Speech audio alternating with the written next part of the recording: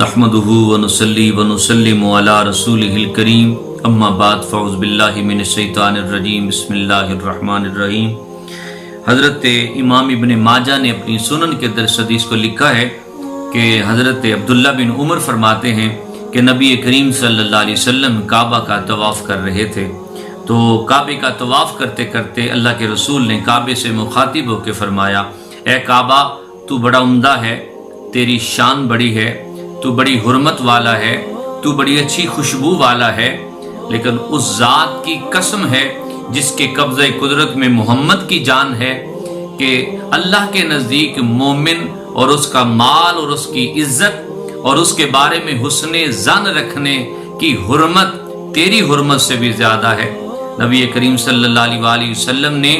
ایک مسلمان کے اور مومن کے بارے میں اچھا گمان رکھنے کی حرمت کو کعبے کی حرمت سے بھی زیادہ قرار دیا ہے، بلکہ امام ابو داؤد اپنی سنن میں اس حدیث کو لکھتے ہیں کہ نبی کریم صلی اللہ علیہ وسلم نے فرمایا، حسن الظن من حسن العبادت، یعنی اچھی عبادتوں میں سے ایک عبادت یہ بھی ہے کہ کسی مسلمان کے بارے میں تمہارا گمان اچھا ہونا چاہیے، یعنی انسان کے ذہن میں کسی کے بارے میں ایک مثبت سوچ ہونی چاہیے، ایک اچھا گمان ہونا چاہیے۔ یہ اچھا گمان یہ اللہ تعالیٰ کی عبادت میں شمار کیا، بلکہ یہ کعبے کی حرمت سے بھی اس کی حرمت کو زیادہ قرار دیا۔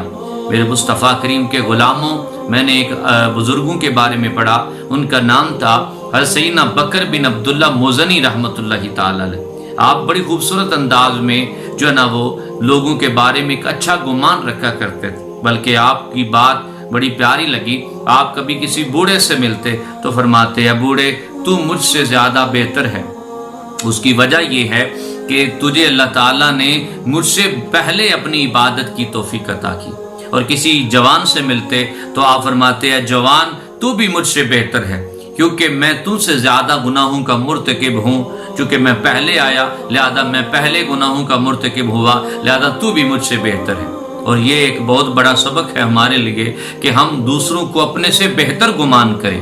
اللہ تعالیٰ نے ہر انسان کو کوئی نہ کوئی خوبیاں اور مقام عطا کیے ہوتے ہیں۔ آؤ نبی کریم صلی اللہ علیہ وسلم کے غلاموں، اللہ تعالیٰ اچھا گمان رکھنے والوں کو جو ہے نا وہ پسند فرماتا ہے۔ میں نے ایک واقعہ پڑھا، امام غزالی نے احیاء العلوم کے اندر لکھا ہے کہ بنی اسرائیل کا ایک گناہگار شخص تھا، تو وہ جا رہا تھا تو رستے میں اس نے دیکھا ایک نیکوکار شخص بیٹھا ہے۔ گناہگار کے دل میں خیال آیا، اس نے سوچا یہ اللہ کا برگزیدہ بندہ ہے، کیوں نہ تھوڑی دیر اس کے پاس بیٹھوں تاکہ میرے گناہ بھی بخشے جا سکیں۔ تو نیکوکار کے ذہن میں بات آتی ہے کہ میں کہاں عبادت گزار اور یہ کہاں ذلت کا مارا ہوا گناہگار۔ تو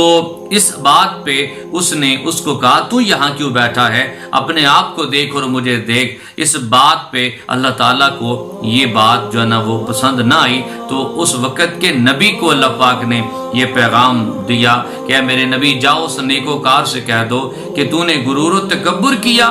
ایک اچھا گمان نہ رکھا، لہذا تیری ساری زندگی کی نیکیاں کارت چلی گئیں اور ضائع کر دی گئیں۔ اور فرمایا اس گناہگار سے بھی کہہ دینا، اے گناہگار، تو نے ایک اچھا گمان رکھ کے نیکوکار کی صحبت کرنے کا اور اس کے پاس بیٹھنے کا ارادہ کیا، اللہ نے تیرے سارے کے سارے گناہ معاف فرما دیے۔ تو اچھے گمان رکھنے کی بنا پہ اس گناہگار کی بخشش ہو جاتی ہے۔ آج چھوٹی چھوٹی باتوں پہ ہم ایک مائنڈ بنا لیتے ہیں کہ فلاں بندہ اچھا ہے اور فلاں بندہ برا ہے۔ ہمیں ایسا نہیں کرنا چاہیے، ہمیں کوشش کرنی چاہیے کہ لوگوں کے بارے میں اچھا گمان رکھیں۔ آئیے ایک واقعہ سناتا ہوں۔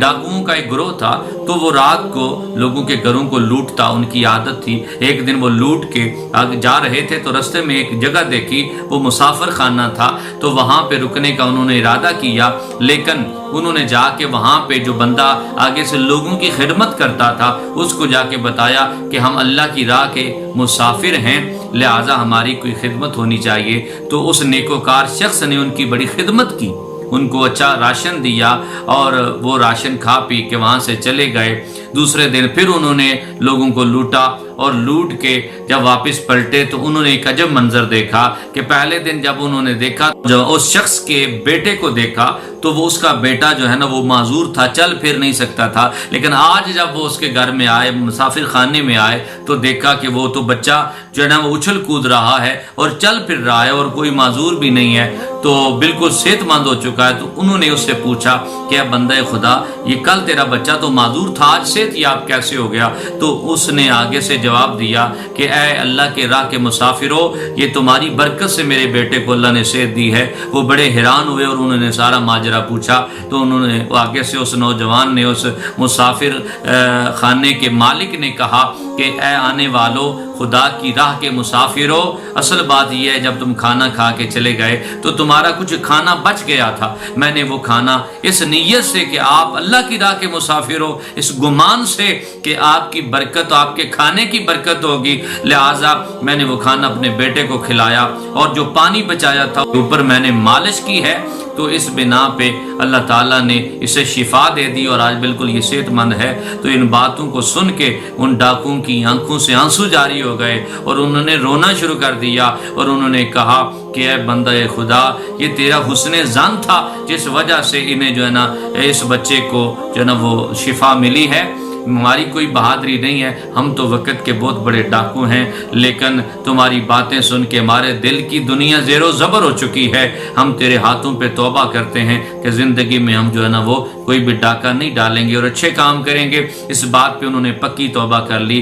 دیکھیے ایک اچھے گمان سے فائدہ کیا ہوا، اللہ نے بچے کو بھی شفا دے دی اور ان کو گناہوں سے شفا دے دی۔ تو آج ہمیں بھی چاہیے کہ ہم اپنی زندگی میں اس طرح کا گمان رکھیں مسلمانوں کے بارے میں، تاکہ کل کو ہماری پکڑ نہ ہو۔ یہ بہت بڑی عبادت بھی شمار کی گئی ہے، اللہ تعالیٰ اس پہ راضی ہوتا ہے۔ اللہ تعالیٰ ہمیں عمل کی توفیق عطا فرمائے۔ وما علینا الا البلاغ۔